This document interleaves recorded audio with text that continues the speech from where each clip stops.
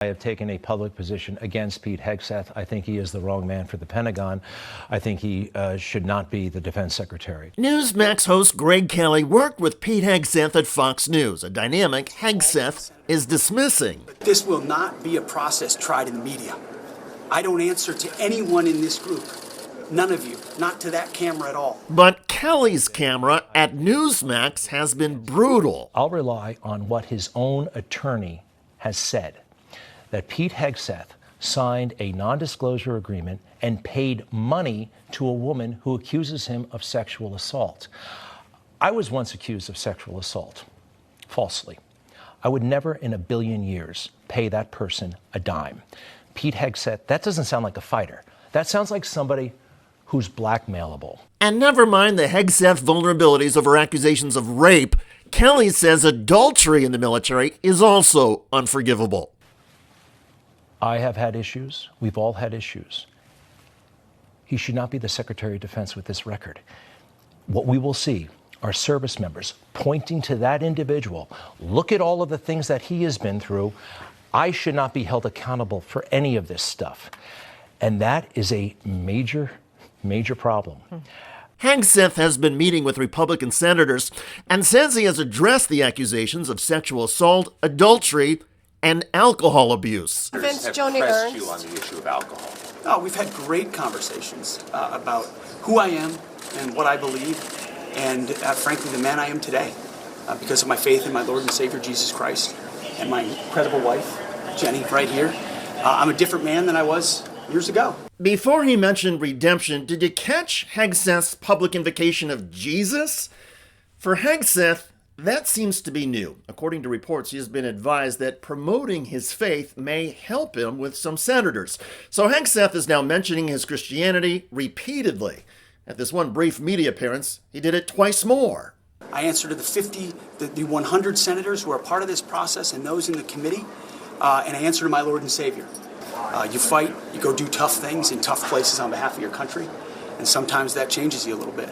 And by the grace of God, and my Lord and Savior, I had an opportunity to come on up out of it and do great things with great veterans organizations that fought for vets, that fought for reform at the VA and for war fighters, and at the Fox News Channel to advocate for those very same causes. Greg Kelly says he first met and got to know Hegseth at the Fox News Channel. I've known Pete. I actually first met Pete, I think maybe in 2007, 2008. When I was on the Fox News Channel, he would come and promote the Forever War. He would come as an Iraq War veteran and say what a great thing the Iraq War was and how we were there for all the right reasons. And yes, no weapons of mass destruction, but this war is going great. I disagreed with him. I disagreed with him strongly. I still disagree with him. But that's how Pete first made his name at Fox News, promoting the Iraq War. And I believe that he was doing it for political reasons, self-serving reasons. Pete, it was very apparent, and he talked about it, wanted to be a congressman, wanted to be a senator, wanted to be somebody important, okay? This is long before MAGA, long before any of that stuff. In other words, Hegseth was exceptionally ambitious, and while that is not unusual in the world of media and politics, Hegseth struck many of his colleagues as somebody who also had a lot of personal demons. Headline, Pete Hegseth's drinking worried colleagues at Fox News, sources tell NBC News. Quote, Pete Hegseth, President-elect Donald Trump's pick for defense secretary, drank in ways that concerned his colleagues at Fox News, according to 10 current and former Fox employees who spoke with NBC News. 2 of those people said that on more than a dozen occasions during Hegseth's time as a co-host of Fox and Friends Weekend, which began in 2017, they smelled alcohol on him before he went on air. Those same 2 people, plus another, said that during his time there, he appeared on television after they'd heard him talk about being hungover as he was getting ready or on set. Greg Kelly, who has long been a supporter of Donald Trump, says the troubled Hegseth nomination doesn't change Kelly's view of the president-elect. And I love President Trump, but he's not infallible. And from time to time, personnel mistakes will be made. And I am allowed to say what I think about these mistakes. Kudos to Greg Kelly for his thoughtful and public comments about Pete Hegseth. Through the years, many of us have disagreed with Kelly, but Greg's logic and analysis on this story is spot on. Unfortunately, the journalistic approach seems rare in other corners of conservative media. Former Fox host Megyn Kelly, who now does a podcast, recently hosted Pete Hegseth. What you're seeing right now with me is the art of the smear. It is the classic art of the smear. Take whatever tiny kernels of truth, and there are tiny, tiny ones in there, and blow them up into a masquerade of a narrative about somebody that I am definitely not. There are tiny kernels of truth. Okay, surely Megyn Kelly stopped Hegseth right there, followed up and asked him, what are those tiny kernels of truth? And what they never quote, and we'll get into this too, are the legions of people from who I served with in combat, multiple tours, from the multiple veterans organizations that I very proudly ran, and I really want to get into that, and my time at Fox News. They never asked the people closest to me. No. They never asked the people who were involved directly. Megyn Kelly kept nodding and never asked him what are the kernels of truth he referred to. Talk about an interview failure. Good grief. Of course, in the big picture, Megyn Kelly is irrelevant. The fate of Pete Hegseth belongs to Republicans in the U.S. Senate. If 4 Republican senators bail on the Hegseth nomination, he cannot get Senate confirmation. One of the most closely watched senators in all of this is Iowa's Joni Ernst, a former combat veteran herself and a victim of sexual assault. On Fox News, Ernst described her Hegseth meeting this way. So again, all I'm saying is we had a very frank and productive discussion, and I know that we will continue to have conversation in the upcoming months. It doesn't sound on your answer that you've gotten to a yes. If I'm wrong about that, correct me. And if that is the case, it sounds to me as if the hearing will be critical for his nomination. Am I right about that?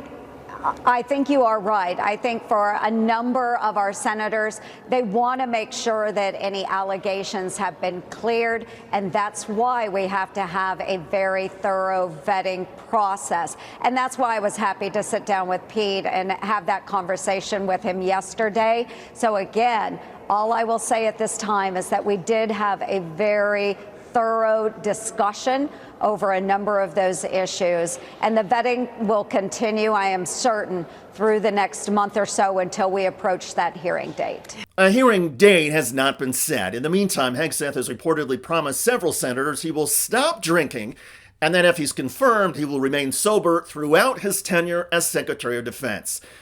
The problem, as people familiar with alcoholism know, is that such promises show a fundamental misunderstanding about the disease. So Hegseth's problems are piling up. On top of his record of marital infidelities and treatment of women, now he is also coming across as cavalier and ignorant about alcohol addiction. And the pressures facing any Secretary of Defense are unique.